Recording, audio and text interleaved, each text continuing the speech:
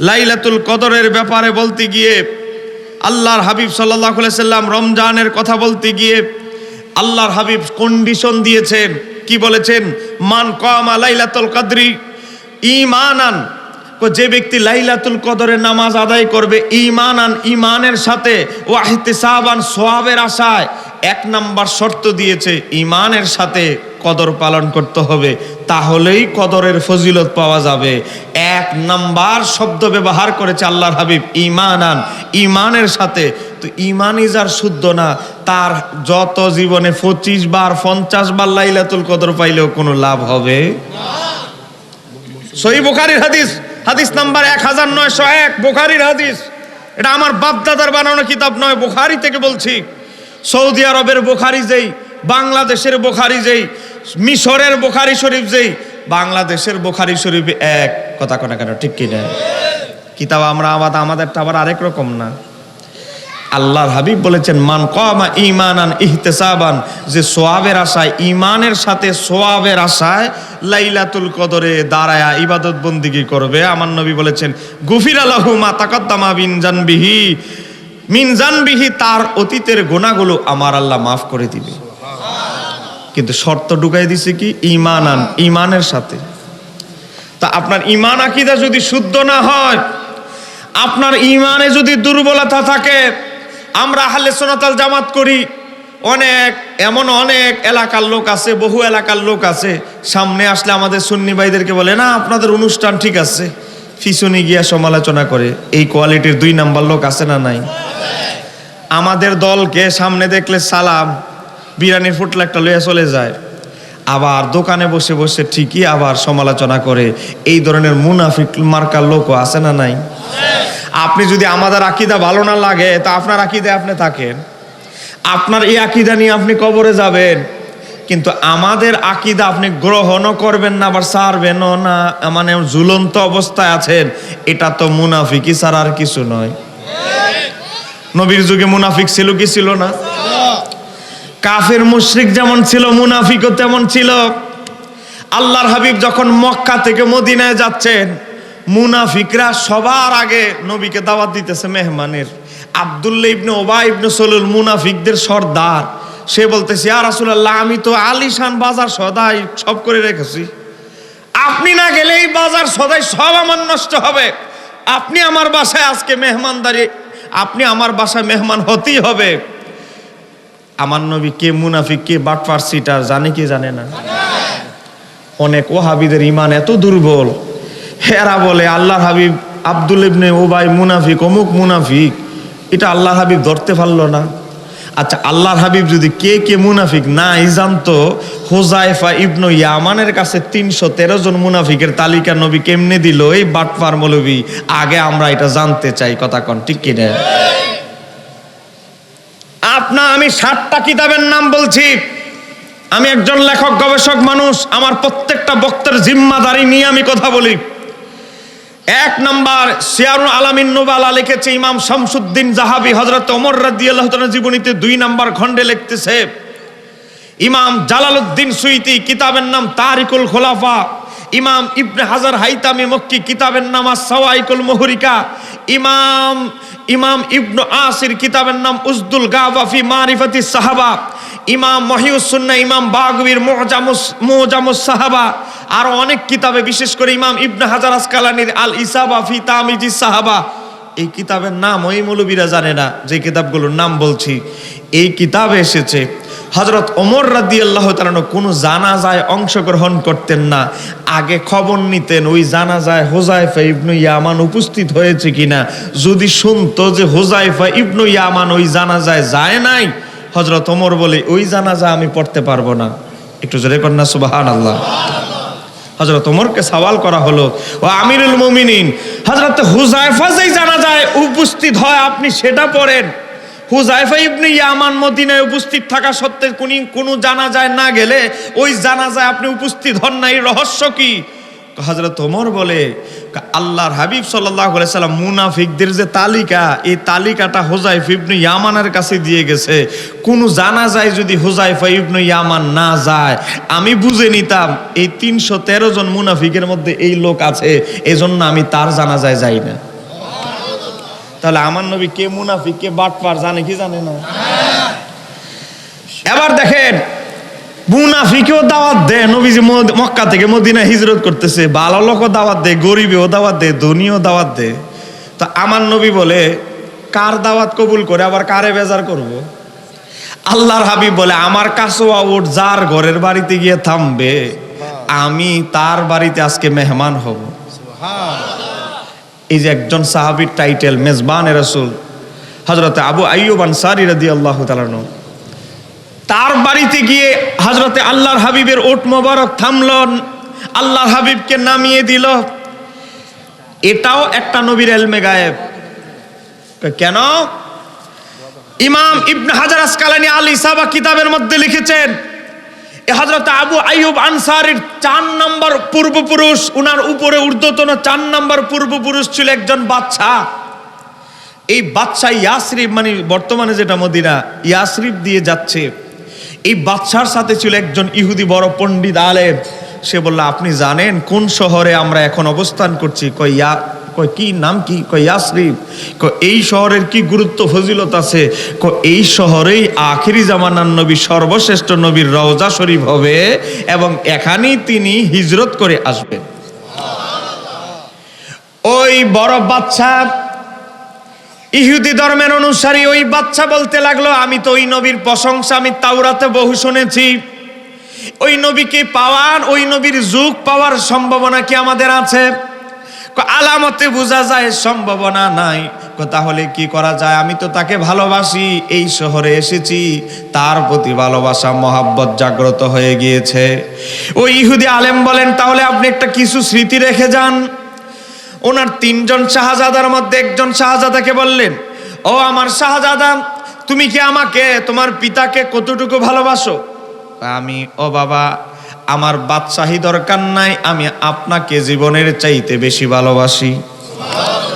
বাবা তুমি যদি বাদশাহী না চাও, আমাকে ভালোবাসো, বাবাকে ভালোবাসো, তাহলে আমি তোমাকে একটা অনুরোধ করছি, আমি চাই আমার প্রতিনিধি হিসাবে তোমাকে ইয়াসরিবে, মদিনাতুল মুনাওয়ারা, ইয়াসরিবের মধ্যে তোমাকে রেখে যেতে চাই। তুমি যদি আখিরি নবীর সাক্ষাৎ পাও তো ভালো, তুমি যদি না পাও তোমার আওলাদকে বলবা, তোমার আওলাদ যদি না পায় তোমার আওলাদ তোমার নাতিকে বলে যাবা।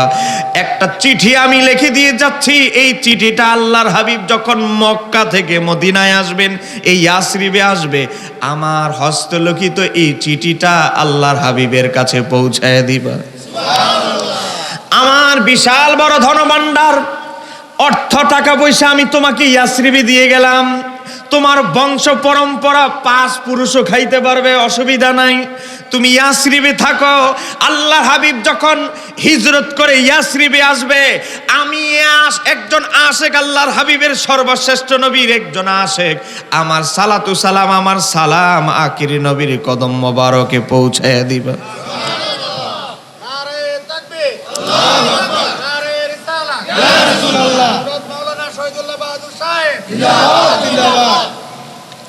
আপনারা কি বিরক্ত হচ্ছে? আমাদের যে দিনী ভাইয়েরা এখনো ছড়িয়ে ছিটিয়ে আছেন, আমি অনুরোধ করছি একটু আসেন, কষ্ট করে 2টা ঘন্টা একটু বসেন। কত ঘন্টাই তো চায়ের আড্ডা কারা দিচ্ছেন,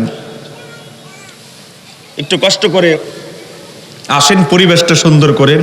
যত ওয়াজই জানি, শ্রোতাদের ভালোবাসা না পাইলে ওয়াজ আসে না। কথা কোনা কেন, ঠিক কিনা? যেই কথা বলতেছিলাম, এর জন্য কাছোয়া উট, ও বাবা আমার নবী কাছোয়া উটের উপর আরোহণ করতে দেরি, এই উট আর অন্যান্য পৃথিবীর 8-10টা উটের মধ্যে পার্থক্য হয়ে যায়। কথা কোনা কেন, ঠিক কিনা? আমার নবী যে উটের উপরে ব্যবহার করতেন, উঠতেন, ওই উটের মর্যাদা আর অন্য উটের মর্যাদা কি এক? এই যে আজকে ওয়াজ চলতেছে, 40 বছর বয়সে আমার নবী নবুয়ত লাভ করেছে, এই ওয়াজের বক্তার অভাব আছে? ইন্টারনেটে সার্চ করে দেখেন, বহু বক্তা, অভাব নাই। কত বছর বয়সে কুইজ দিচ্ছে প্রতিযোগিতা, এই যে রমজানে, কত বছর বয়সে রাসূল সাল্লাল্লাহু আলাইহি সাল্লাম নবুয়ত লাভ করেছেন। আজকে এই ওয়াজ চলতেছে। কিছুদিন আগে ওয়াজের সিজন গেল না, রমজানের আগে, আমার সাথে এক বক্তা বসে, আমি তো জানি না, পোস্টার পাই নাই, গিয়ে দেখি এই গ্রুপের হুজুর, আমার আগের বিশেষ বক্তা, এ বৈশা ওয়াজ করতেছে, বান চারামপুরি যে বামনবাড়িয়া। আমার আগে ওয়াজ করতেছে, 40 বছর বয়সে নবুয়ত লাভ করছে। তা কালেকশন করতেছে 40,000 টাকা মিলানের জন্য, এই ওয়াজ করতেছে, এর কালেকশনের জন্য মূলত দাওয়াত দিচ্ছে। তা আমি তারে 3টা প্রশ্ন করলাম, আপনারা বলেন আল্লাহর হাবিবের বয়স যখন 24 বছর প্লাস, 25 বছর হয় নাই, 24 বছর প্লাস, এখনো জর্ডানে ওই সাহাবি গাছ বলা হয়, গাছটা একটু জোরে বলেন না সুবহানাল্লাহ। 24 বছর প্লাস, তারা বলে 40 বছর বয়সে নবী হয়েছে। 24 বছর প্লাস বয়স যখন, তখনও বিবি খাদিজার সাথে নবীর বিবাহ বন্ধনে আবদ্ধ হয় নাই, এর আগের ঘটনা। মরা গাছের নিচে দাঁড়াতে দেরি, ওই গাছটা জিন্দা হতে দেরি নাই। এটাকে নবী হওয়া ছাড়া এই মোজেজা দেখানো কি সম্ভব? তো ওই সময় যদি নবী পাবলিক থাকে, 40 বছরের আগে বেলেন কি নবী পাবলিক ছিল সাধারণ মানুষের মতো, তাহলে এই বেচারারে যদি মরা গাছের কাছে দাঁড়া করায় দেন, হ্যাঁ কি গাছ জিন্দা করতে পারবে? আরো মরবে। এখন আপনারা বলেন, একটা জিনিস, এই যে ওটের কথা বলতে গিয়ে আমি এই কথা প্রসঙ্গটা আসলে দেখেন, বিবি হালিমাতুস সাদিয়া উনার ওট নিয়ে এসেছে জীর্ণ শীর্ণ, অসুস্থ। উনার ওট এত অসুস্থ, বাইরায় তা উঠতে চায় না, ফিরাইতে ফিরাইতে দাঁড়া করা, কিছুক্ষণ চলে আবার বসে যায়। এই অবস্থায় মক্কা শরীফে আসছে স্বামীকে নিয়ে নবীজির দুধমা হালিমাতুস সাদিয়া। আল্লাহর হাবিবকে যখন কোলের মধ্যে নিলেন, যেই অসুস্থ ওটটা সমস্ত ওটের পিছনে পড়ে গেল, আল্লাহর হাবিবের ফয়েজ ও বরকতে ওটের মধ্যে এমন শক্তি আসলো, ওই ওট এত দ্রুত গতিতে চললো, হালিমাতুস সাদিয়াকে যারা ফেলে চলে গেছে বহু আগে, তাদেরকে ফেলে বনি সাদ গোত্রে সবার আগে তিনি পৌঁছে গেলেন। এটা নবীর কোলে দুধের শিশু যখন, তখনকার কথা বলছি, 5 বছরের ভিতরে। তা আপনারা বলেন যে অসুস্থ ওট আল্লাহর হাবিবের ছোঁয়া লাগার কারণে যদি এই অবস্থা হয়ে যায়, এটা কি ছোটখাটো মোজেজা? আজকে 40 বছর বয়সে নবুয়তের ওয়াজ করে এরা, আল্লাহ তাদেরকে হেদায়েত দান করুক, জোরে বলেন আমিন। তো যেই কথা বলতেছিলাম, আল্লাহর হাবিবের ওট এটা সাধারণ অন্যান্য ওটের মতো নয়। মুস্তাদরাক আলা সহিহাইনের হাদিস এসেছে, ইমাম হাকিম নিসাবুরি বুখারী মুসলিমের শর্তে হাদিসটিকে সহিহ বলেছে। আল্লাহর হাবিব একটা কবরের কাছ উপর দিয়ে যাচ্ছে, ভিতরে মাটির নিচে কবর। আল্লাহর হাবিবের কাসওয়া উট, আল্লাহর হাবিব কেমন একটা অবস্থা, বাঁকা, মানে বাঁকা হয়ে যাচ্ছে, মানে যেমন পড়ে যাবে জমিনে। আল্লাহর হাবিব উটটাকে কাছে নিলেন, পাশে নিলেন। সাহাবীরা বলল, ইয়া রাসূলুল্লাহ, আপনার কাসওয়া উট তো কখনো বেয়াদবি করে না, এমন করতেছে কেন? আল্লাহর হাবিব বলে, আমার ওটের এমন পাওয়ার আছে, আমার ওট এমন কিছু দেখে যেটা তোমরা দেখো না। কি? আমার উট দেখতে পাচ্ছে এই মাটির জমিনের নিচে, এই মাটির নিচে একটা ব্যক্তিকে কবরে আযাব দেওয়া হচ্ছে, আগুনের তাপে আমার ওট বাঁকা হয়ে গেছে, সরে যাচ্ছে। একটু জোরে বলা যাবে কি আল্লাহু আকবার? তাহলে আল্লাহর হাবিব যে ওটের উপরে আরোহণ করতেন, এটাও অন্যান্য পৃথিবীর সমস্ত ওটের সাথে তুলনা দেওয়া যাবে না। হলে এত মদিনার মানুষের বাড়ি থাকতে গিয়ে আবু আইয়ুব আনসারীর বাড়িতে গেল, তার কারণ আবু আইয়ুব আনসারীর যে পূর্বপুরুষ বহু আগে আল্লাহর কাছে আকুতি মিনতি করেছে, আল্লাহ আমার বংশধর, আমার নাতি হোক, ছেলে হোক, বা আমার নাতির ঘরে ছেলে হোক, তারা যেন আল্লাহর হাবিবকে সর্বপ্রথম মেহমানদারি করতে পারে, আমার আওলাদদেরকে, আমার বংশধরকে সেই সুযোগটা দান করে দাও। তো যেই কথা বলতেছিলাম, তো আল্লাহর হাবিবের যুগেও মুনাফিক ছিল, আর এই যুগে যে থাকবে না এটার কোনো গ্যারান্টি নাই। এজন্য আমরা বলবো, সঠিক আকীদায় আসেন আহলে সুন্নাত ওয়াল জামাত। আহলে সুন্নাত ওয়াল জামাতের বাইরে কোনো গাউস কুতুব ওলি আবদাল নাই, ছিল না, কিয়ামত পর্যন্ত আসবে না। কথা কনা কেন, ঠিক কি? মনে রাখতে হবে, আমরা এমন একটা বিপজ্জনক, এমন একটা অবস্থার মধ্যে আছি, কিয়ামতের, আল্লাহর হাবিব কিয়ামতের আলামতগুলোকে 5 ভাগে বিভক্ত করেছেন। কিছু রাষ্ট্রীয় কাঠামোর ব্যাপারে বলেছেন, কিছু সামাজিক ব্যাপারে বলেছেন। আমি গবেষণা করে দেখেছি, আল্লাহর হাবিব কিয়ামতের আলামতগুলোর ব্যাপারে যেই কথাগুলো বলেছেন, কিয়ামতের আলামত দুই ধরনের, আলামতে কুবরা, আলামতে সুগরা। আলামতে কুবরার সংখ্যা হচ্ছে 11টা, আলামতে সুগরার সংখ্যা হচ্ছে 92টা। ইমাম জালালউদ্দিন সুয়ুতী তাফসিরে দুররুল মানসুরে সূরা মুহাম্মদের 9 নম্বর আয়াতের ব্যাখ্যায় ডিটেইলস আলোচনা করেছে কিয়ামতের আলামতের ব্যাপারে। ইমাম সুয়ুতী 92টা আলামত তুলে ধরেছে, ছোট ছোট আলামত। এই আমি গবেষণা করে দেখেছি 92টার মধ্যে 98% অলরেডি ঘটে গেছে, 98% হয়ে গেছে। আজকে আপনি সামাজিক আলামতের কথা বলেন, সময় কম, আমার মূল আলোচনা শেষ করতে হবে। সামাজিক আমাদের যে অবক্ষয়, সামাজিক যে অবস্থা, সামাজিক আলোচনাও আমার নবী করে গিয়েছেন। হাদিস নাম্বার তিরমিজির 2211, প্রত্যেকটার সাথে সাথে আমি রেফারেন্স বলে যাব। 2211 নম্বর হাদিস, আল্লাহর হাবিব বলেছেন কিয়ামতের সামাজিক যে আলামতগুলো যখন তোমরা দেখবে, কি হবে জানো? দেখবা অধিক হারে ভূমিকম্প শুরু হবে। এই গত 2 বছরে ভূমিকম্প কি আগের চাইতে কম না বেশি হচ্ছে? বেশি হচ্ছে। কিছুদিন আগেও তো ভূমিকম্প হয়েছে সকাল 9:45। অনেকে তো নাক ডেকে ঘুমাইতেছে, সকাল হয় নাই। ভূমিকম্পের নাড়া দেওয়ার ফলে ঘুম থেকে ঘর থেকে বের হয়েছে দৌড়ে, ফজর নামাজও নাই, কোনো খবর নাই। এরকম মুসলমান আছে না নাই? আজকে যে বড় অঙ্কের বড় ধরনের তুরস্কে যে ভূমিকম্প হলো সিরিয়া সীমান্তে, কয়েকজন লোক বলল আমাদের এরিয়ায় ভূমিকম্প কেন হবে না? যখন ফজরের সময় ভূমিকম্পটা হলো, অসংখ্য মানুষ আজান দিচ্ছে, ইমাম সাহেব মুয়াজ্জিন, মসজিদে যাওয়ার কোনো লোক নাই, মানুষ ঘুমাচ্ছে। কেন আমাদের এই অঞ্চলে ভূমিকম্প হবে না? এটা আল্লাহর গজব। একজন মুসল্লি, একজন মুসলমান তুরস্কের বলছে। যেই কথা বলতেছিলাম, আল্লাহর হাবিব সাল্লাল্লাহু আলাইহি সাল্লাম বললেন, সমাজে আমি বলেছি কিয়ামতের আলামতগুলোকে আল্লাহর হাবিব 5 ভাবে বিভক্ত করেছে। কিছু আলামত হলো সামাজিক, সমাজে ঘটবে। 12টা জিনিস যখন তোমরা দেখতে পাবে, তখন দেখবা ঘন ঘন ভূমিকম্প শুরু হবে। 1 নাম্বার কি দেখবা? মানুষ আল্লাহর সম্পদকে নিজের সম্পদ মনে করবে। দেখেন অনেক জায়গায় মসজিদের কেশিয়ার ব্যবসা বাণিজ্য করে মসজিদের টিয়া দিয়ে। আপনাদের এলাকার কথা কইতেছি না, আমাদের কুমিল্লা অঞ্চলে আছে। কথা বলেন, এমন আছে না নাই? মাদ্রাসার কেশিয়ার, বছরে 50-60 লাখ টাকা কালেকশন হয়। সে বলে এটা তো একটা বড় ধরনের বিজনেস, অন্তত টাকা পয়সা না খাই, অন্তত ব্যবসায় তো লাগাইতে পারবো, বেনিফিট তো আমি একটা ইনকাম করতে পারবো। এই ধরনের দান্দাবাজ আছে না নাই? এ মনে করে এটা হ্যাঁ নিজের ইটিয়া। মসজিদের টাকা কেশিয়ার হয়ে বসে আছে, মাদ্রাসার পরিচালক কেশিয়ার হয়ে বসে আছে, এটা তার সম্পদ মনে করে। আল্লাহর হাবিব বললেন কিয়ামতের আগে দেখবে এমন একটা সময় আসবে, মানুষ আল্লাহর সম্পদকে নিজের সম্পদ মনে করবে। নাম্বার 2 কি? তারপরে আমানতের মাল লুট করবে। এগুলো তো আমরা বহু আগে থেকে দেখতেছি। কথা কোনা কেন ঠিক কি রে?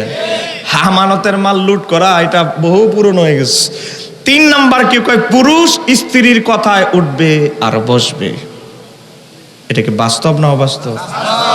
30 বছর আগে এটা অবাস্তব ছিল, কিন্তু এখন এটা বাস্তব। যাদের দাড়ি পেকে গেছে, আমি যদি ভুল ইতিহাস বলি আপনারা আমাকে ধরিয়ে দিবেন। আজ থেকে 30 বছর আগে দমদার চাউল, কাউন, বিভিন্ন কিছু খাইতাম। এত ফ্রেশ চাউল আমাদের বাপ চাচা দাদারা জীবনেও দেখে নাই। কথা কোনা করে ঠিক কি রে? এই যুগের আধুনিক যুগের বউ এরা কয় এই চাইলে আমার পছন্দ না, বস্তা এটা ফেরত দাও। কথা কি সত্য না মিথ্যা? আর আমাদের বাপ চাচারা কি খাইয়া বড় হইছে। স্বাধীনতার সময় 40,000 মানুষ মারা গেছে দুর্ভিক্ষে বঙ্গবন্ধু শেখ মুজিবুরের সময় 1975 সালে। ইতিহাস বলে গেলে চলবে না, আমি 75 সালের ইতিহাসে যাব না, আরো পরে এই 30 বছর আগের কথায় যাচ্ছি। আজ থেকে 30 বছর আগে বাতের মার চেনেননি আপনারা? কি কোন আপনারা? ফ্যান। আজ থেকে 30 বছর আগে বাতের মারের হিসাব দিতে হতো পুত্রবধূ শাশুড়িদের কাছে। আমাদের মা চাচিরা 30 বছর আগে তাদের শাশুড়িদের ভয়ে থরথর করে কাঁপতো। বাতের মার ফ্যানের হিসাব পর্যন্ত শাশুড়িদের কাছে দিতে হতো। এটা খাইলো না বলে ফালাইয়া দিল, না লুকায়া কাউকে দিয়ে ফেললো। যেই যুগে আমরা আছি, আজ থেকে 30 বছর আগে, বাবা 30 বছর আগে বাতের মারের হিসাব আমাদের পুত্রবধূরা, আমাদের মারা আমাদের দাদিদের কাছে দিতে হতো। আর এই যুগে আমরা কি দেখতে পাচ্ছি, পুত্রবধূ বিল পাস করলে শাশুড়ি হাত খরচ পায়। কথা কনা কেন? পুত্রবধূ যেটা বিল পাস করে শাশুড়ি, এইটা হাত খরচ, এটা হাত পেতে নিতে হয়। কথা কি বাস্তব না অবাস্তব? ছেলে চলে গেছে বউ নিয়ে ঢাকা, মা ফোন দিছে, বাবা ওষুধগুলো তো শেষ, খাত খরচও শেষ, কিছু যদি টাকা পাঠাও। বউ তো পাশে বসা, বলে তোমার মারে না এই দিন মাত্র টিয়া দিলাম, এত তাড়াতাড়ি তোমার মার টাকা শেষ হয়ে যায়? ও বাবা বলে ঠিক আছে 2000 টাকা পাঠায় দাও। ছেলে পাঠাইছে 3000। তোমার বললাম 2000 পাঠাইলে কেন 3000? কারণ মেসেজ তো আবার আছে বিকাশে। আজকে এই পরিস্থিতিতে আছি। তো আল্লাহর হাবিব বলতেছে, মনোযোগ, তিরমিজি শরীফের 2211 নম্বর হাদিস বলছি, কোন বানোয়াট বাংলা ওয়াজের বই থেকে বলছি না, হাদিসের কিতাব থেকে বলছি। আমার নবী বলছে, সমাজে তোমরা 12টা অবস্থা দেখবে। 3 নাম্বার কি দেখবা? পুরুষরা স্ত্রীর কথায় উঠবে আর বসবে, এমন অনুগত হবে। আজকে আমরা বাস্তবতায় তাই দেখতে পাচ্ছি। কথা কোন কেন, ঠিক কি রে?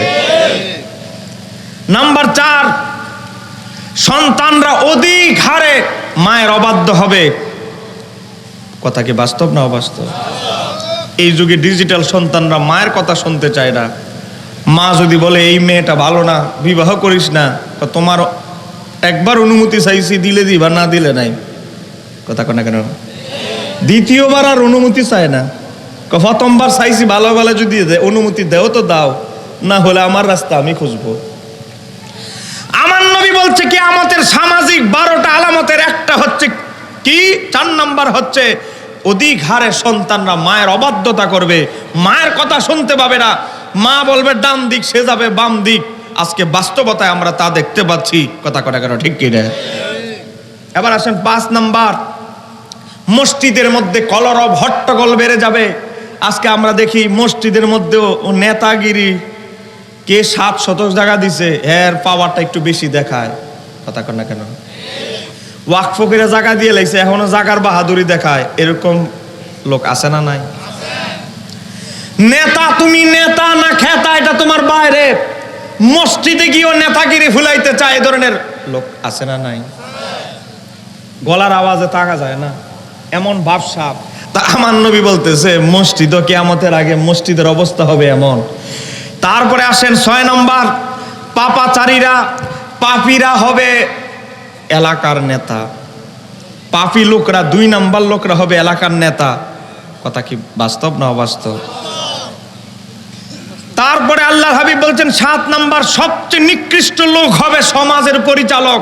সমাজ যে পরিচালনা করবে, এই লোকটা হবে সমাজের সবচেয়ে নিকৃষ্ট লোক। এখন তো বুঝেন, সমাজের হর্তাকর্তা পরিচালক হতে হলে সৎ লোকের কোনো দাম নাই। কথা কোনা কেন, ঠিক কি রে? আমরা সৎ লোক খুঁজতে চাই না। আজকে আমরা দেখতাম চেয়ারম্যান ইলেকশনে, ভালো ভালো ইলেকশনে সৎ লোকরা দাঁড়াতো, এখনো সৎ লোকরা দাঁড়ায়, তবে হাজারে 2-4-5 জন। কথা কোনা কেন? আর টাকার গরম, ঘুষ দিতে পারবে, টাকা ব্যয় করতে পারবে, আবার জালিয়াতি করে টাকা কামাইতে পারবে। এই ধরনের লোক ছাড়া কেউ রাজনীতিতে এখন যেতে চায় না। কথা কোনা কেন, ঠিক কি রে? এটা আমার নবী বলেছেন। তারপরে আসেন আল্লাহর হাবিব বলতেছে এই আলামতটা একটু গভীরভাবে লক্ষ্য করবেন। 8 নাম্বার আলামত সামাজিক, কই কি? কই দেখবা সমাজের খারাপ লোকের অনিষ্ট থেকে বাঁচার জন্য রাস্তায় দেখলে সালাম দিবে, আর রাস্তায় ওই লোকটা পার হওয়ার পরে কবে মরে নাকি। এরকম আছে না নাই? ও ভাই আসসালামু আলাইকুম, ভাই আপনি কেমন আছেন? শুনছি আপনার নাকি বৃহস্পতিবার ডায়রিয়া হয়েছে। ডায়রিয়া কিন্তু হয় নাই। কোন রকম তার অত্যাচার থেকে বাঁচার জন্য, নাইলে গায়েবী মামলা আবার থানার মধ্যে ঢুকাই দিলে। এরকম 2 নাম্বার ফটকাবাজ খারাপ নেতা আছে না নাই? তার অত্যাচার থেকে, তার অনিষ্ট থেকে, তার কুনজর মতলব থেকে বাঁচার জন্য দেখলে তারা সালাম দেয়, সম্মান করে। আবার রাস্তা পার হয়ে যাওয়ার পরে কয় হ্যাঁ মরে না কেরে, তার উপরে গজব পড়ে না কেরে। তার অত্যাচারে থাকতে পারতেছি না, কিন্তু দেখলে কিন্তু সালাম দেয়, সম্মান করে। এটা হলো তার অনিষ্ট থেকে, তার অত্যাচার, জুলুম, গায়েবী মামলা, তার কুনজর থেকে বাঁচার জন্য তারা সেলুট দেয়, সালাম করে। আসলে অন্তর থেকে তার প্রতি কোনো সম্মান নাই। এই ধরনের নেতা আছে না নাই? এটা আমার নবী বলতেছে 1500 বছর আগে, যে দেখবা সমাজে খারাপ লোকের অনিষ্ট থেকে বাঁচার জন্য সম্মান করবে, লোক দেখানো, পিছনে গিয়ে বলবে তার ব্যাপারে অভিশাপ দিবে, তাকে তার বিরুদ্ধে দোয়া করবে। ও বাবা, এবার আসেন, আল্লাহর হাবিব সাল্লাল্লাহু আলাইহি সাল্লাম বলছেন 9 এবং 10 গায়িকা, নর্তকী, আধুনিক বিভিন্ন নতুন নতুন বাদ্যযন্ত্রের প্রসার বিকাশ ঘটবে। আমরা তাই দেখতে পাচ্ছি। আজকে স্বাধীনতার পিরিয়ডে আমাদের বাপ চাচারা বাংলাদেশে যতজন শিল্পী হাতে গোনা নাম আঙ্গুল ধরে ধরে বলতে পারতো, আর এখন বামনবাড়িও এর চেয়ে 3 ডাবল শিল্পী আছে, খুঁজলে পাওয়া যাবে। কথা কেন ঠিক কি রে? বাদ্যযন্ত্রের কথা কি বলবো, কত আধুনিক বাদ্যযন্ত্র আছে, গুগলে সার্চ দিলে আপনারা পাবেন। যে বাদ্যযন্ত্রের নাম আমাদের বাপ চাচা 14 পুরুষরা কেউ শোনেও নাই। তো আমার নবী যা বলেছেন বাস্তব না অবাস্তব? তারপরে আমার নবী বলছে মদ্যপান বেড়ে যাবে, আর মদ রে বিভিন্ন নামে সমাজে ছড়িয়ে দেওয়ার চেষ্টা করবে। আজকে মদের নাম দেয় অমুক, নাম বললে আবার ক্যামেরা রেকর্ড হচ্ছে, আবার কোম্পানি আবার ভুয়া আবার মামলা দিবে আমার নামে, আমার কোম্পানির বিরুদ্ধে আপনি কেন বলেছেন। মদ বিভিন্ন নামে পরিবেশনের আজকে সমাজে চলছে, বলে এটার নাম অমুক, এটার নাম অমুক। আজকে মদকে যুব সমাজের কাছে, মানুষের কাছে, মুসলমানদের ধারে ধারে পৌঁছে দেওয়ার জন্য, আমাদের যুব সমাজকে নষ্ট করার জন্য মদকে বিভিন্ন নামে খাওয়ানোর পরিবেশনের চেষ্টা চলছে। কথা কন না কেন ঠিক কি রে? এই জন্য আমরা সচেতন থাকতে হবে। এবার আসেন 12 নম্বর, আমার নবী বলতেছে 12 নম্বর সমাজে এমন একটা অবস্থা হবে, যারা আমার সর্বশেষ জামানার উম্মতেরা পূর্ববর্তী জামানার আমার উম্মতকে সমালোচনা করবে। কথা কনা কেন ঠিক কি রে? বলেন, খাজা গরিবে নামাজ কি ইসলাম কম বুঝতো না বেশি বুঝতো? আপনাদের কি ইমান দুর্বল নাকি? আমাদের যে পূর্বপুরুষ হযরতে শাহজালাল ইয়ামানি, তিনি কি ইসলাম, নামাজ, রোজা, কালেমা, ইসলাম কি কম বুঝতো না অনেক বেশি জানতো? অনেক বেশি জানতো। কিন্তু এখন আপনাকে বোঝানোর চেষ্টা করা হবে কি, আমাদের পূর্বপুরুষ হযরত খাজা গরিবে নওয়াজ, শাহজালাল ইয়ামানি, শাহপরান, হযরত নাসিরউদ্দিন সিপাহ সালার, তারা যে ইসলাম আমাদেরকে দিয়ে গিয়েছে, এই ইসলাম সঠিক ইসলাম নয়। এখন আমাদের কিছু হুজুররা সঠিক ইসলাম পেয়ে গেছে। আমার নবী বলে গেছে তিরমিজির 2211 নম্বর হাদিসে, আমার উম্মতের এমন একটা শ্রেণী বের হবে যারা শেষ জামানায় বের হবে, তারা আমার পূর্ববর্তী জামানার উম্মতকে সমালোচনা করবে, কটাক্ষ করবে। আমরা বাস্তবতায় তা দেখতে পাচ্ছি। কথা কনা কেন ঠিক কি না? আজকে দেখেন একদল বের হয়েছে আবার শিয়া, একটু জোরে বলেন না কি? শিয়া তার আহলে বাইতকে ভালোবাসার নাম দিয়ে সাহাবীদেরকে গালাগালি করে। কথা কোন আসে না নাই? এই হাদিসের মধ্যে তারাও অন্তর্ভুক্ত। আজকে আহলে বাইতকে ভালোবাসান এর মানে এই নয় আপনি সাহাবীদেরকে গালাগালি করবেন। আপনি আহলে বাইতের সদস্য খাতুনে জান্নাত মা ফাতেমাতুজ জাহরা রাদিয়াল্লাহু তাআলা আনহা, মাওলা আলী মুশকিল কুশা, ইমাম হাসান, ইমাম হুসাইন, ইমাম জয়নুল আবেদিন, ইমাম বাকের, ইমাম জাফর সাদেক, ইমাম মুসা কাজেম, ইমাম আলী রাজা, যত আহলে বাইতের ইমাম আসকারি থেকে শুরু করে যত আওলাদ রাসূল, আলে রাসূল, নবীর বংশধরের ইতিহাস পাবেন, একজনের নজির আপনি দেখাইতে পারবেন না কোন আওলাদ রাসূল নবীর বংশধর বলেছে আমাদেরকে ভালোবাসা মানি অমুক সাহাবীরে গালি দাও, অমুক সাহাবীকে সমালোচনা করো। এটা আহলে বাইতের কশিন কালে ওটা শিক্ষা ছিল না। কথা কনা কেন ঠিক কি না? গভীরভাবে লক্ষ্য করেন। আজকে দেখেন যে আমাদের পূর্বপুরুষরা 800-700 বছর আগে ইসলাম দিয়ে গেছে, আজকে বলা হচ্ছে তাদের ইসলাম, তাদের কালেমা, তাদের নামাজ শুদ্ধ নয়। একটু জোরে কন্যা নাউজুবিল্লাহ। আমি গতবার আপনাদেরকে বলেছিলাম, আবারও বলছি, আজকে দেখেন এই এক ভদ্রলোক মুজাফফর বিন মহসিন বই লিখেছে, বইয়ের নাম কি দিয়েছে, জাল হাদিসের কবলে রাসূলুল্লাহর সালাত। 28 নম্বর পৃষ্ঠা আমাদের পূর্বপুরুষদের নামাজকে হেয় করে বলতেছে, এই ভারতীয় উপমহাদেশে ইসলাম প্রকাশ করেছে সুফি সাধকরা। তো সুফি সাধকরা যে নামাজ, রোজা, কালেমা আমাদের পূর্বপুরুষদেরকে শিক্ষা দিয়েছে, তারা শিক্ষা দিতে গিয়ে কিছু ভুল ত্রুটি করেছে। কেন? তারা এমন কোরআন হাদিস, লক্ষ লক্ষ হাদিস, এত কোরআন হাদিস জানতো না। তো না জানার ফলে কি হয়েছে, তারপরে বলতেছে বর্তমান সমাজে যে সালাত প্রচলিত আছে, আমরা যেভাবে নামাজ পড়ি, তা জাল ও জয়ীব হাদিস ভিত্তিক বানোয়াট সালাত। একটু জোরে বলেন। বানোয়াট বুঝেন, যেটা নষ্ট হয়ে গেছে, যেটার আর কোনো দাম নাই। আমরা নাবির নিচে হাত বাঁধি, ওনাদের ফতুয়া আমাদের নামাজ বানোয়াট। আজকে আমরা ওনাদের মতো বারবার আঙ্গুল না চাই না, আমাদের নামাজ বানোয়াট। ওনারা ওয়ালাদ দোয়ালিন বলার পরে আমিন বলে চিৎকার একটা মারে, আমরা মারি না, আমাদের নামাজ বানোয়াট। ওনারা ঠ্যাং দুইটা সরায়া এমনে দাঁড়ায়, আমরা দাঁড়াই না, আমাদের নামাজ বানোয়াট। আমাদের নামাজ বানোয়াট। বানোয়াট বুঝেন, আমাদের নামাজ চলে গেছে সব বঙ্গোপসাগরে, আর এদের নামাজ চলে গেছে সব আরশে আজিবে। তো গোটা জীবনে দাড়ি বেঁকে গেছে, অনেক মুরব্বী এখানে আছেন। আমাদের গোটা সারাটা জীবন যে আমরা নাভির নিচে হাত বাঁধলাম, আমি নাচতে বললাম, তারা 20 রাকাত পড়লাম, তাহলে আমাদের নামাজ কি সব বানোয়াট নষ্ট হয়ে গেছে? হযরত শাহজালাল ইয়ামানি তো নামাজ, এই নামাজ শিক্ষা দিয়েছে। আপনার আমাকে একটা ভোট দিতে হবে, আপনারা বলেন খাজা গরিবের নামাজ আল্লাহর ওলি, কোনো সন্দেহ আছে? একটু হাত তোলে ফেরেশতাদেরকে একটু দেখাই দেন তো। নারায়ে তাকবীর, নারায়ে রিসালাত, ওলিয়াউল্লাহ যেখানে। আপনারা মন থেকে উত্তর দিছেন তো? আচ্ছা, আপনারা বলেন খাজা গরিবের নামাজ যদি নাভির নিচে হাত বেঁধে আনা সাগরের পানি লোটায় ভরতে পারে, এত বড় ওলি হতে পারে হযরত শাহজালাল ইয়ামানি। আর শাহজালাল ইয়ামানির মর্যাদা তো অনেক বড় উঁচা। হযরতে নাসিরউদ্দিন সিপাহসালার চুনারু ঘাটে হবিগঞ্জে শুয়ে আছে, যার মাজার, আমাদের কবর হলো উত্তর দক্ষিণ, যার মাজার হচ্ছে পূর্ব পশ্চিম। একটু জোরে কন্যা সুবহানাল্লাহ।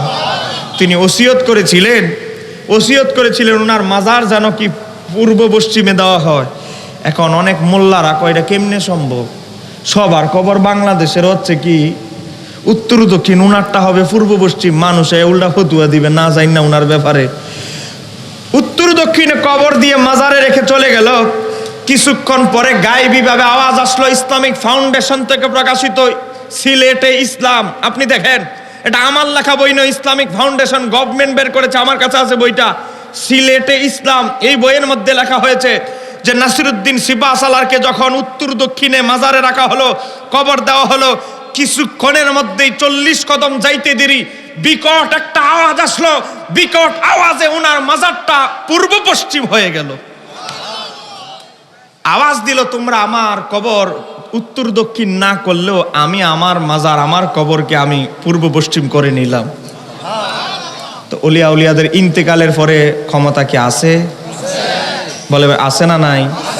আল্লামা ইমাম কাজী সানাউল্লাহ পানিপতি রহমতুল্লাহ আলাইহি তাফসিরে মাজহারির মধ্যে লিখেছে, একজন বেলাত প্রাপ্ত আল্লাহর ওলি জীবদ্দশায় তার যত রুহানি ক্ষমতা থাকে, ইন্তেকালের পরে তার ক্ষমতা আমার আল্লাহ 70 গুণ তার মাজারে কবরে বাড়ায়া দেয়। আর একটু জোরে বলেন আল্লাহু আকবার। ওলিদের ক্ষমতা ইন্তেকালের পরে আরো বাড়ে।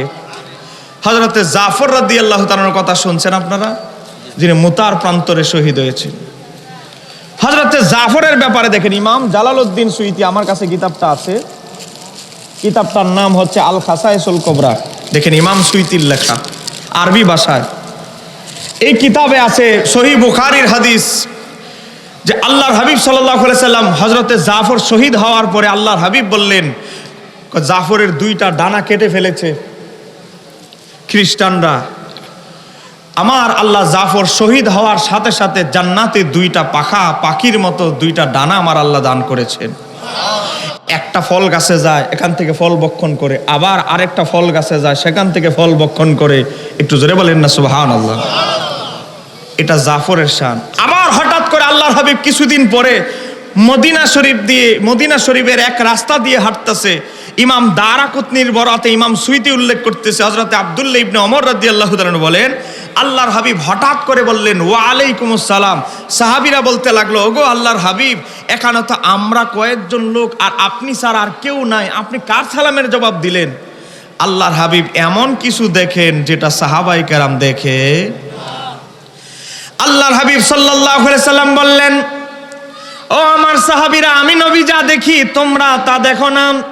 আমি দেখতে পাচ্ছি এই মুহূর্তে কিছুক্ষণ হয়ে গেল হযরতে জাফর জান্নাতি একটা ঘোড়ার উপরে আরোহণ করে আমার পাশ দিয়ে যাচ্ছে আর আমাকে সালাম দিয়েছে, আমি তার সালামের জবাব দিয়ে দিলাম।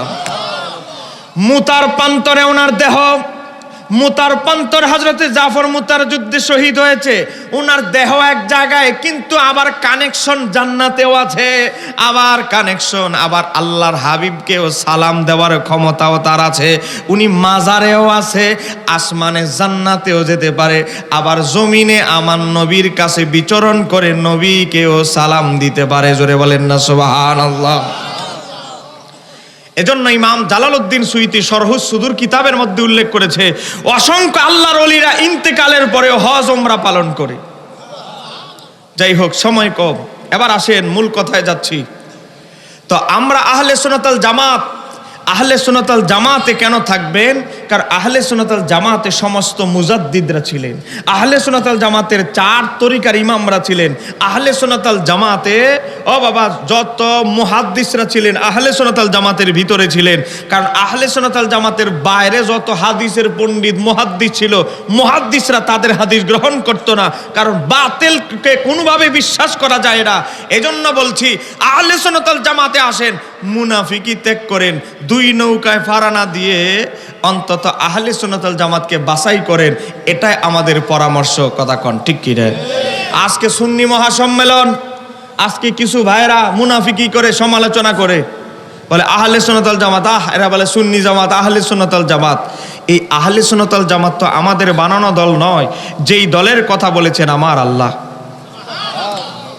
আহলে সুন্নাত ওয়াল জামাতের কথা কোরআনে আছে না নাই? আপনাদেরকে আমি বলেছি এর আগেও একবার, তারপর আপনাদেরকে দেখাচ্ছি। যারা আহলে সুন্নাত ওয়াল জামাত নিয়ে সংশয় আছে, যারা আমাদের দল নিয়ে মুনাফিকি করছেন, পিছনে গিয়ে আরেকটা বলেন, তাদেরকে সতর্কতার জন্য বলছি, কাউকে ছোট করা, গালি দেওয়া, হেয় করা আমাদের অভ্যাস নয়। আমাদের ওস্তাদরা আমাদেরকে এগুলো শিক্ষা দেয় নাই। এই যে আমার হাতে একটা কিতাব দেখতে পাচ্ছেন, নাম হলো তাফসিরে ইবনে কাসির। বলেন তাফসিরে ইবনে কাসির।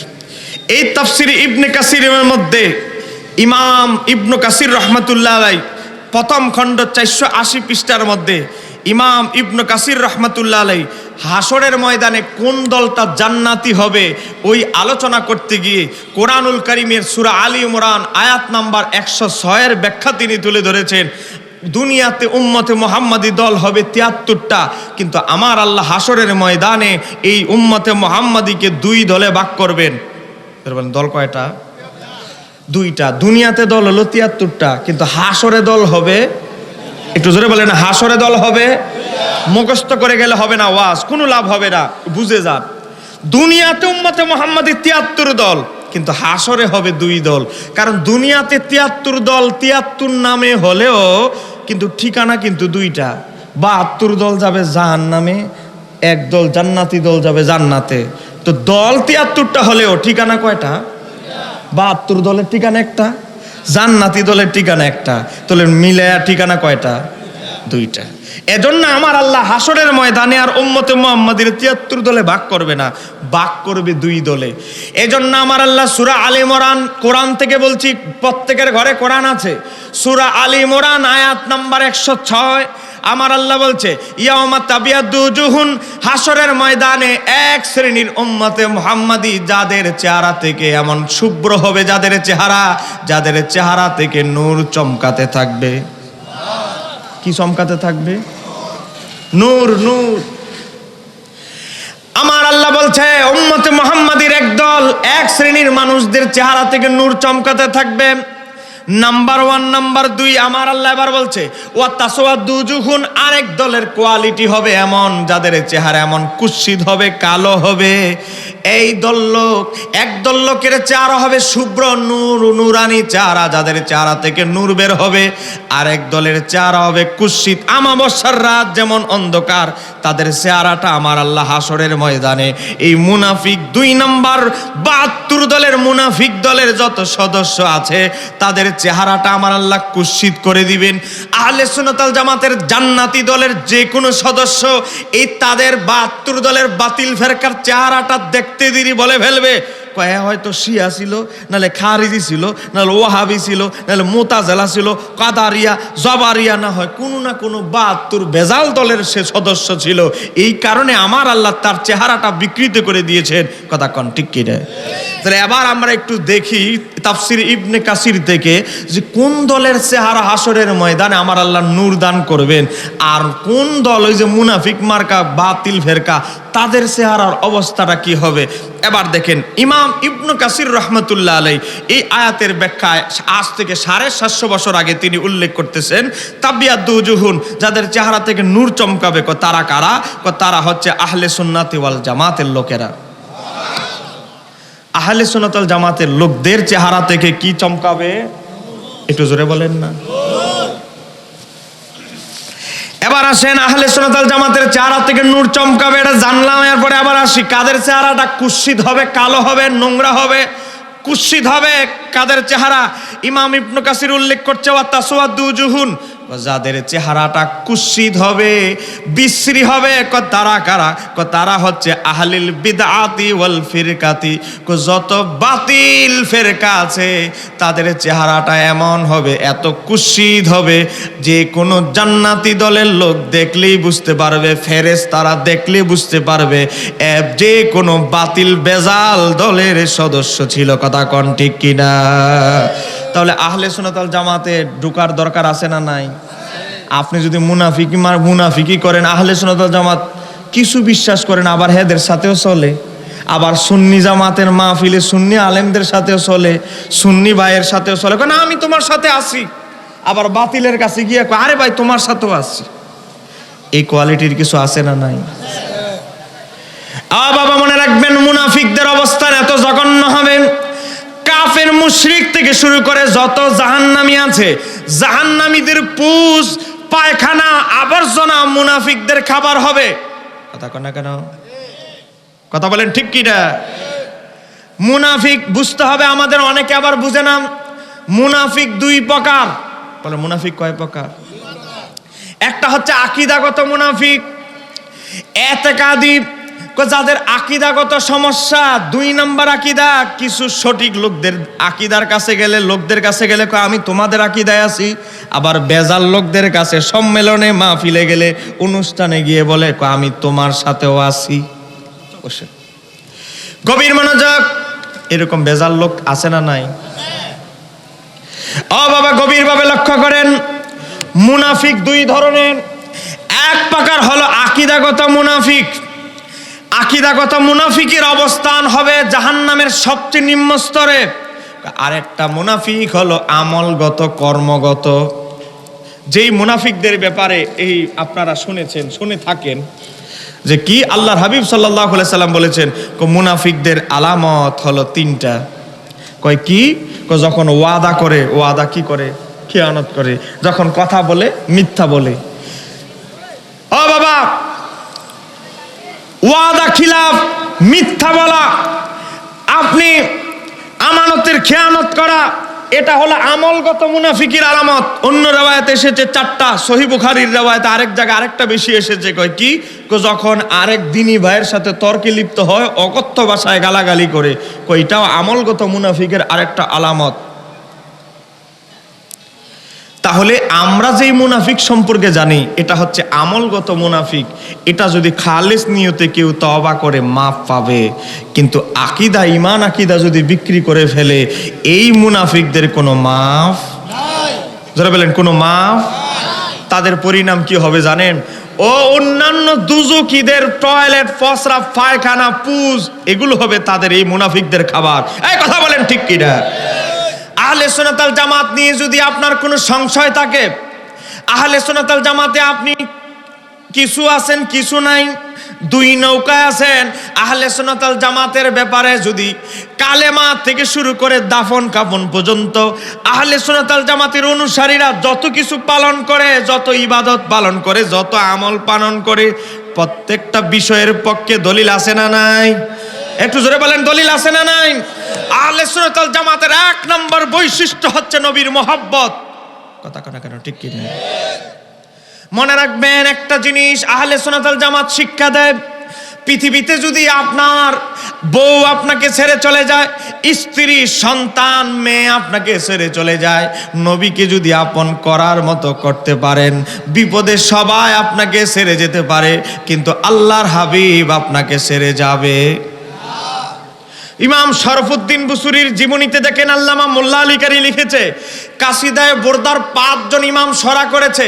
মাদ্রাসা, আলিয়া মাদ্রাসা ইন্টার আয়ে ক্লাসে পড়ানো হয় কাসিদায়ে বোরদা। অর্থ হচ্ছে চাদরের কবিতা। ধরে বলেন কিসের কবিতা? চাদরের কবিতা। কেন নাম দেওয়া হলো?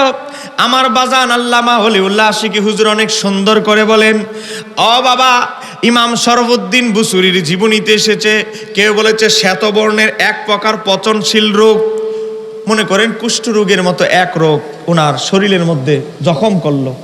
দুর্গন্ধে ওনার বউ আলাদা ঘরে করে দিয়েছে একটা কামরায়। ওই আমার বাবারা, ভাইয়েরা, কোনামুরের আশিক রাসূল ভাইয়েরা, উনার জায়গায় নিজের একটু দাঁড় করার। আজকে প্যারালাইসিস হয়ে বিছানায় পড়ে গেলে পিছনে পিঠ পচে যায়, পা পচে যায়, কোমর পচে যায়, তখন কয়জন পুত্রবধূ আর সন্তান পাওয়া যায়? এটা বাস্তবতায় গিয়ে অনুসন্ধান করে খোঁজ নিবেন। এই কথা বলেন ঠিক কি না? বহুত বড় বড় হুজুর পর্যন্ত পালায়া যায় যখন দেখে যে মায়ের শরীর পছন্দ ধরে গেছে, বাবার শরীর পছন্দ ধরে গেছে। হযরতে শরফুদ্দিন বুসুরির শরীর থেকে যখন দুর্গন্ধ বের হচ্ছে, একটা আলাদা ঘরে কামরা ওনাকে রেখে দিলেন, জানালা দিয়ে খাবার দেয়। হযরতে শরফুদ্দিন বুসুরি একদিন বলে, ও বিবি, আমাকে কিছু কাগজ আর দোয়াত কলমের কালির ব্যবস্থা করে দাও। আমি নবীর শানে বসে বসে কি করব? আমি তো একজন কবি, আমি নবীর শানে কিছু নাতে মোস্তফা লিখি। আমার বাবা মাওলানা ওলিউল্লাহ আশিকি তার জীবনে অসংখ্য নাত আশিক রাসূলদেরকে উপহার দিয়েছেন। কথা কন, বাস্তব না অবাস্তব? প্রতি বছর রমজানুল মোবারকে উমরায় গেলে সাথে খাতা কলম নিয়ে যায়, আল্লাহর হাবিবের গম্বুজ মোবারকের দিকে তাকায়, আল্লাহর হাবিবের রওজা মোবারকের দিকে তাকায়, আর আল্লাহর হাবিবের শানে নাতে মোস্তফা লিখে। আমরা হুজুরের জন্য আর কিছু না করতে পারি, একটু দোয়া করতে চাই, আল্লাহ আমার বাজানকে আরো বেশি বেশি আশিক রাসূলদের আত্মার খোরাক নাতের মোস্তফা লেখার তৌফিক দান করো। ও বাবা, ইমাম শরফুদ্দিন বুসুরি বলে, বিবি, আমাকে কিছু কলম, দোয়াত কলম, কালি আর কিছু পেপার দাও। দিল। ইমাম শরফুদ্দিন বুসুরি আল্লাহর হাবিবের শানে নাতে মোস্তফা লেখা শুরু করলেন। আল্লাহর হাবিবের দরবারে নাতে মোস্তফার হাদিয়া নজরানা চলে গেল। আমার নবীর দরবারে কোনো কিছুই গোপন নাই। কথা কন না কেন? আমার নবী হায়াতুন নবী না মরা নবী? যারা বলেন হায়াতুন নবী না মরা নবী? গভীরভাবে লক্ষ্য করেন, আমরা আছি এমন একটা জমানায়, আমরা দাজ্জালের অপেক্ষায়, ইমাম মাহদির অপেক্ষায়, ঈসা আলাইহিস সালামের অপেক্ষায় আমরা আছি এমন একটা শেষ জমানায় আছি। মুস্তাদরাক আলা সহিহাইন হাদিস, ঈসা আলাইহিস সালাম যখন, ও বাবা, ঈসা আলাইহিস সালাম যখন মদিনা শরীফে আসবেন, মদিনার কাছাকাছি আসার পরে স্যান্ডেলগুলো খুলে ফেলবেন, মদিনা শরীফের তাজিমে সম্মানে জুতাগুলো খুলে ফেলবেন। ঈসা আলাইহিস সালাম পায়ে হেঁটে, বালুর মধ্যে পায়ে হেঁটে হেঁটে আমার নবীর রওজা মোবারকের সামনে আসবেন। আসার পরে আমার নবীকে সালাতু সালাম দিবেন। আল্লাহর হাবিব বজ্র কণ্ঠে হাজার হাজার উমরারত মানুষদের সামনে, হাজার হাজার ব্যক্তিদের সামনে বজ্র কণ্ঠে রওজা শরীফ থেকে আমার নবী বিকট আওয়াজে সালামের জবাব দিবেন, আর হাজার হাজার আশিক রাসূলরা কান্নায় জড়িয়ে যাবেন। ঈসা আলাইহিস সালাম, এজন্য বাবা, এমন অসংখ্য আশিক রাসূল ছিল যারা নবীর দরবারে এমন ভাবে সালাম দিত, আল্লাহর হাবিব তাদের সালামের জবাব দিত। এমন ঘটনা আছে না নাই? 555 হিজরির ঘটনা আমাদের আলেম ওলামারা সব সময় আপনাদেরকে বলে। দেখেন, আমরা তো বললে আমাদের বিপরীত ভাইয়েরা কয় এগুলো জাল ঘটনা। দেখেন, আমার হাতে একটা বই, বইটার নাম হলো ফাজায়েলে হজ, তাবলিগ জামাতের বই। তাবলিগে কুতুবখানা আছে না ভাই? তাবলিগ জামাতের বই লিখেছে এই যে ফাজায়েলে আমল, ফাজায়েলে সাদাকাত, তাবলিগ জামাতের পাঠ্য বই। এই বইয়ের যে লেখক, এটারও চিনি লেখক মাওলানা জাকারিয়া সাহারানপুরি। এটা আমাদের বই না ভাই, আপনি যদি রাগ করেন 80 টাকা দাম মাত্র আপনারা দিয়ে যাব, তারপরেও মুনাফিকি ছেড়ে সঠিক পথে আসেন। কথা কন ঠিক কি রে? এই বইয়ের মধ্যে ইমাম রেফাইর ঘটনা 141 পৃষ্ঠার মধ্যে লিখেছে। আমি পৃষ্ঠা নাম্বার সহ বলছি, সন্দেহ লাগলে যাওয়ার সময় ছবি তুলে নিয়ে যাবেন, আপনার বড় হুজুরে নিয়ে দেখাবেন। দেখেন, এখানে 2 লাইন আরবি, এখানে 2 লাইন আরবি। যারা কাছ থেকে দেখছেন বইটা তারা দেখতে পাবেন, এখানে 2 লাইন আরবি, এখানে 2 লাইন আরবি। আছে না নাই? এই 4 লাইন। আরো লম্বা কবিতা। নবীর বংশধর আওলাদ রাসূল ইমাম রেফাই 555 হিজরিতে হজ করতে গিয়েছেন। হজ করতে গিয়ে মক্কা থেকে মদিনায় আসলেন, নবীর শানে কিছু নাতে মোস্তফা লিখলেন। এই নাতে মোস্তফাগুলো লেখাগুলো নবীর রওজা মোবারকের সামনে দাঁড়িয়ে পড়া শুরু করলেন। চোখের পানি ঝরতেছে, ইশক প্রেম নিয়ে নবীর শানে নাতে মোস্তফাগুলো বলতেছে।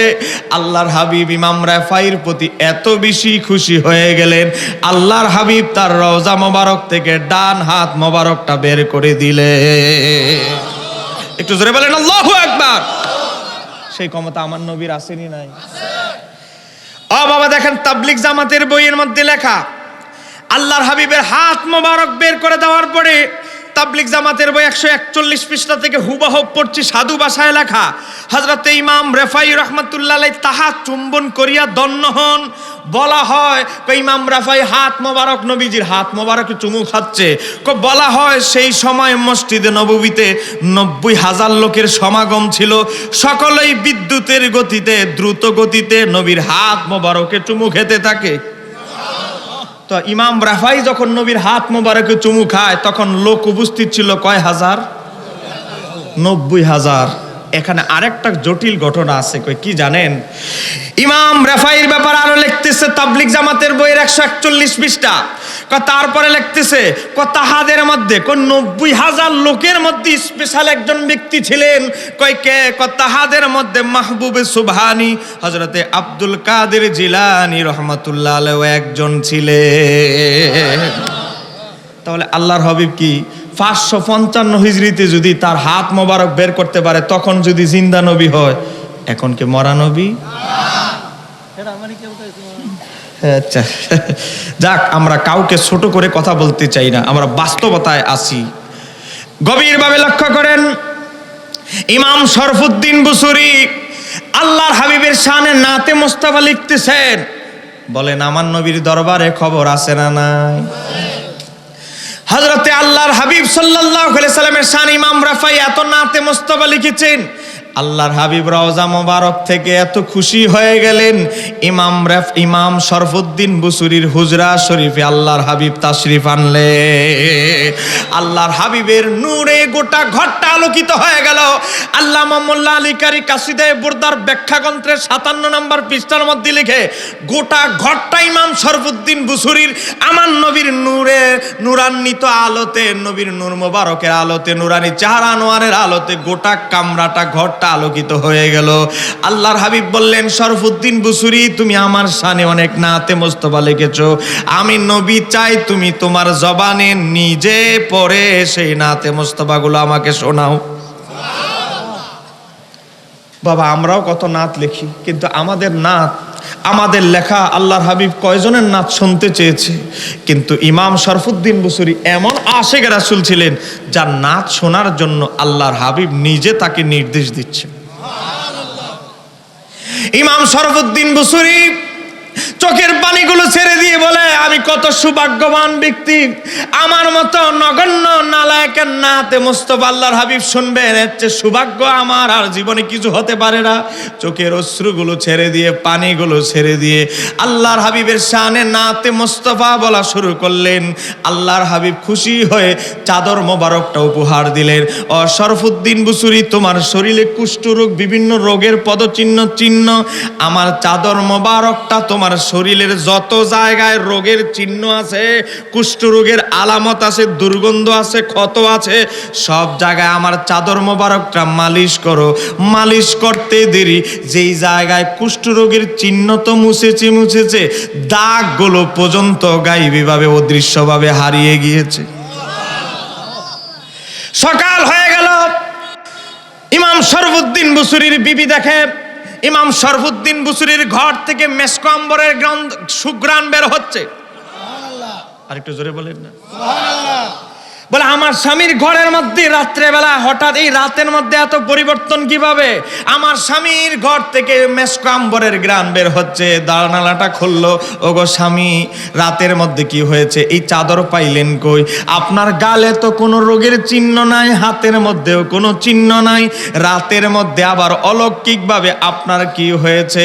ইমাম শরফুদ্দীন বুসুরি বলে, ও আমার বিবি, আমার শরীর থেকে দুর্গন্ধ আসে, আমাকে একা করে দিয়েছো, আমার ছেলে আমাকে একা করে দিয়েছে, আমার মেয়ে আমাকে একা করে দিয়েছে, তোমরা আমাকে জানালা দিয়ে খাবার দিতা, দুনিয়ার সবাই আমাকে ছেড়ে দিয়েছে, কিন্তু আমি যেই নবীর উম্মত, আমি যেই নবীর আশেক, আমার নবী আমাকে ভুলে যায় নাই।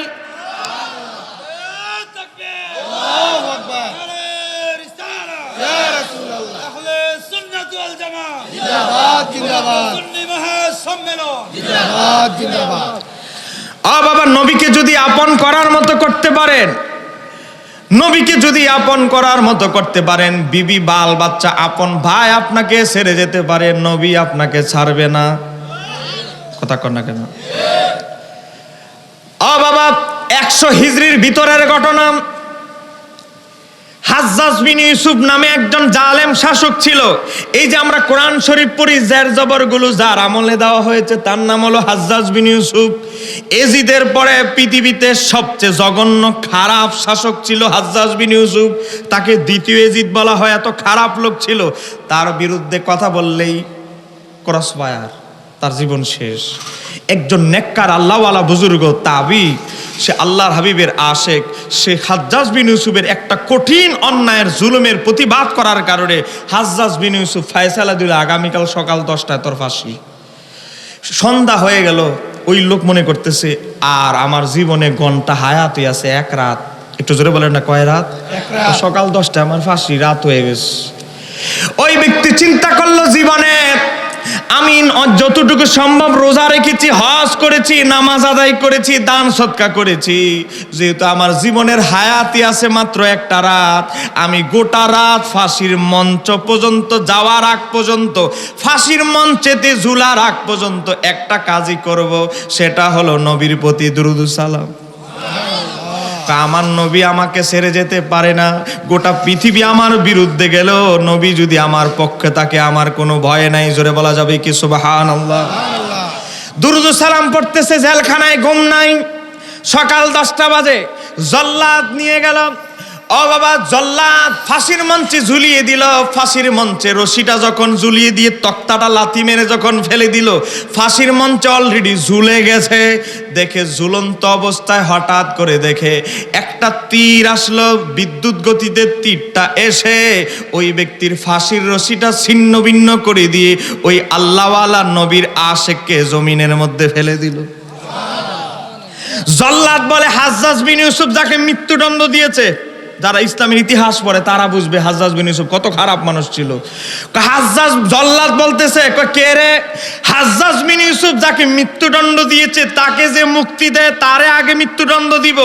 তাকায়া দেখে যেই হাজ্জাজ বিন, যেই জালেম হাজ্জাজ বিন ইউসুফ তাকে মৃত্যুদণ্ড দিয়েছে, সে হাজ্জাজ বিন ইউসুফ নিজেই তাকে মুক্ত করে দিয়েছে। হাজ্জাজ বিন ইউসুফ বলে, হাত ধরছে, ও আশিকে রাসূল, তুমি আসো, এখানে তো অনেক মানুষ, কানে আমার তোমার সাথে কিছু পার্সোনাল কথা আছে, এগুলো তো লোক সম্মুখে বলা যাবে না। হাতে ধরলাম, আমি যেভাবে চেয়ারম্যান সাহেবের হাত ধরলাম, হাজ্জাজ বিন ইউসুফ ওই আশিকে রাসূলের গলা থেকে রশিটা খুলে দিয়ে হাত ধরে একটা কোনায় নিয়ে গেল। মনে করেন এই যে কোনায় নিলে একাকি নিয়ে যাওয়ার পরে বলে, ও আশিকে রাসূল, তুমি কি এমন আমল করেছো আল্লাহর হাবিব তোমার প্রতি এত খুশি হয়ে গেছে? সুবহানাল্লাহ। ওই আশিকে রাসূল বলতে লাগলো, আমি বলবো আল্লাহর হাবিব আমার কি এমন আমল আমি সব সময় করি, আল্লাহর হাবিব আমাকে এত ভালোবেসেছে, কিন্তু আগে বলতে হবে আমাকে নবী ভালোবাসে। তোমার মতো জালেম কুলাঙ্গার এটা কেমনে বুঝলা? তুমি কেমনে বুঝলা নবীর সাথে আমার ভালো সম্পর্ক? তুমি যদি আগে আমাকে ঘটনা বলো, তুমি রাতের মধ্যে সিদ্ধান্ত পাল্টাইলা, গতকালকে সিদ্ধান্ত দিলা আমার ফাঁসি হবে 10টায়, আর রাতের মধ্যে তোমার সিদ্ধান্ত কেন চেঞ্জ করেছো? কেমনে বুঝলা নবী আমাকে ভালোবাসে? হাজ্জাজ বিন ইউসুফ বলে, ও আশিকে রাসূল, অসৌভাগ্যবান ব্যক্তি, গত রাত্রে যখন আমি কর্মব্যস্ততার পরে আমি যখন ঘুমাইলাম, ঘুমের ঘরে তাহাজ্জুদের সময় দেখি আল্লাহর হাবিব তার চেহারা আনোয়ারটা কালো কাপড় দ্বারা ঢেকে একটা চাবুক নিয়ে আমাকে আঘাত করতে লাগলো, আর বলতে লাগলো, আমার একটা আশেককে কেন তুই মৃত্যুদণ্ড বিনা কারণে দিয়েছিস? আগামীকাল সকালবেলা তুই নিজ হাতে আমার আশেককে মুক্ত করে দিবি। এজন্য আমি রাতের বেলায় রওনা দিয়ে এসেছি, তোমার যদি আবার ফাঁসি হয়ে যায় তাহলে তো আমি শেষ। দৌড়ে এসে আমি তোমাকে মুক্ত করেছি, এখন তুমি আমার সঠিক উত্তর দাও, আল্লাহর হাবিব তোমাকে এত কেন ভালোবাসে? ওই ব্যক্তি চোখের পানিগুলো ছেড়ে দিয়ে বলে, আল্লাহ, আমি সারা জীবন দাবি করেছি আমি নবীকে ভালোবাসি, কিন্তু নবী আমাকে ভালোবাসে কিনা, নবী আমার ভালোবাসা অ্যাকসেপ্ট করেছে কিনা এটা জানতে পারি নাই। আজকে আমি জানতে পারলাম হাজ্জাজ বিন ইউসুফের মাধ্যমে। চোখের পানি ছেড়ে বলতে লাগলো, আমি সব সময় দুইটা কাজ করি।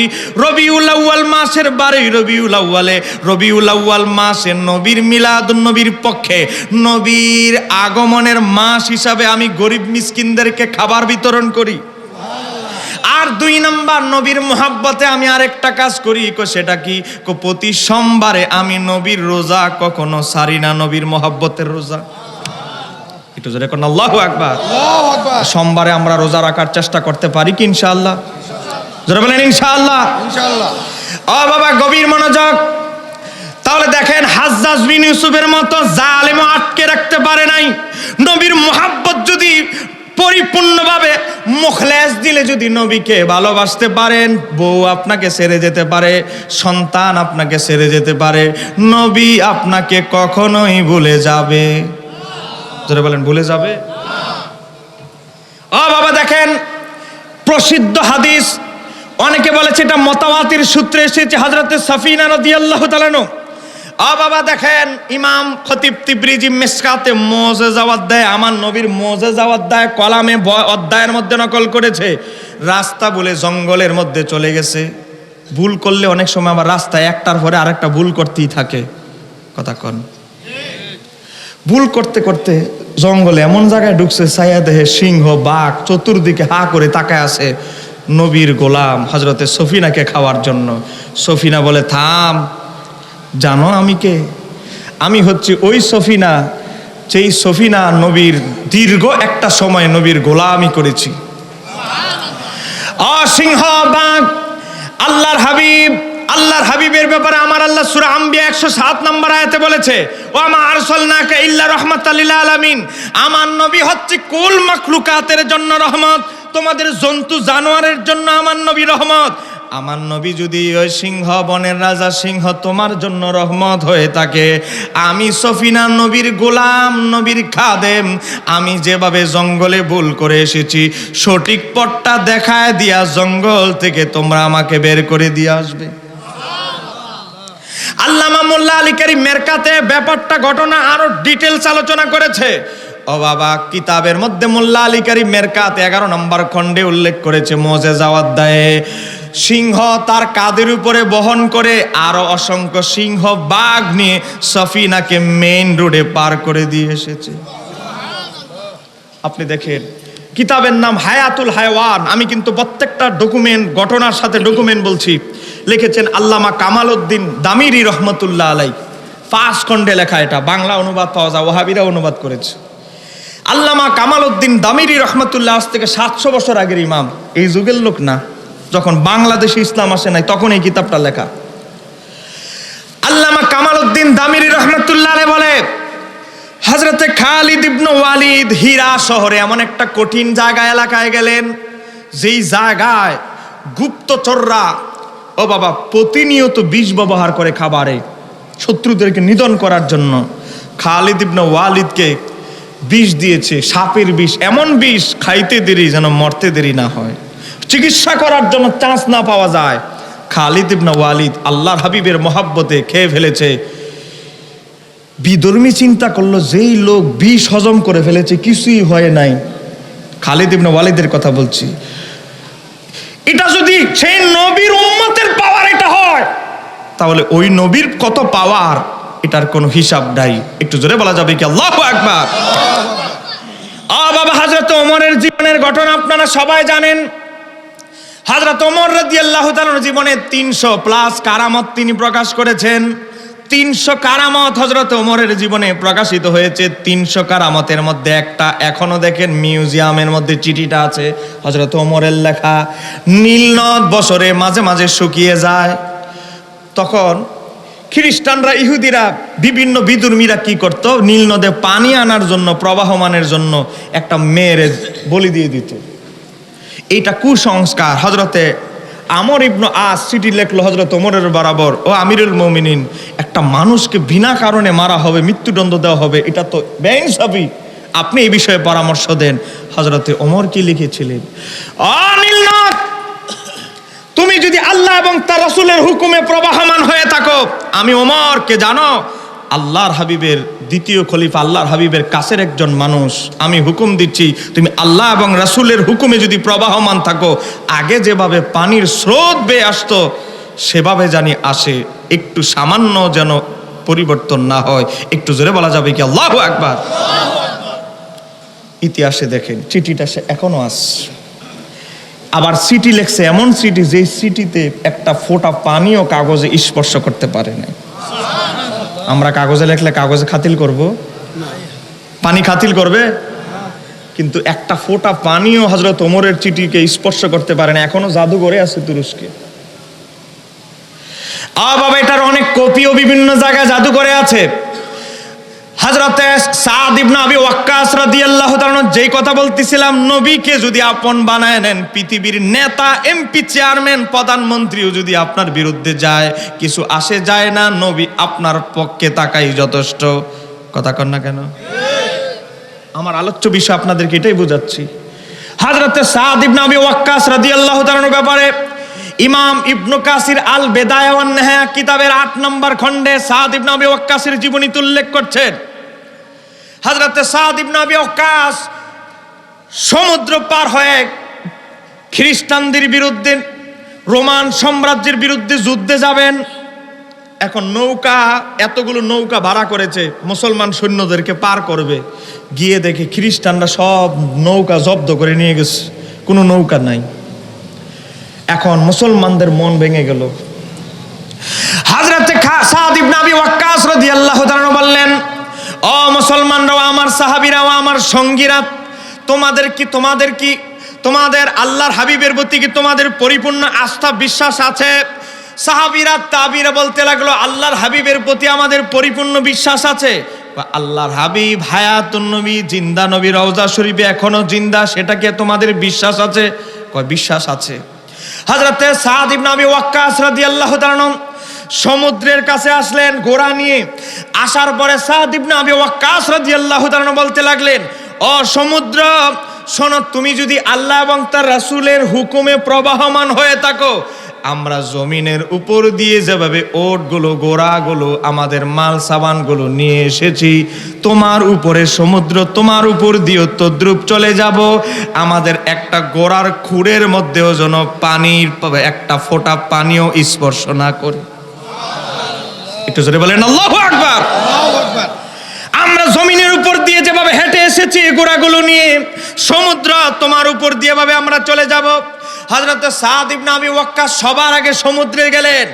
গোড়ার একটা খুঁড়ের ফোঁটা, একটা ফোঁটা পানিও গোড়ার খুঁড়ের মধ্যে স্পর্শ করে নাই। গোটা সেনাবাহিনী নিয়ে চলে গিয়েছেন।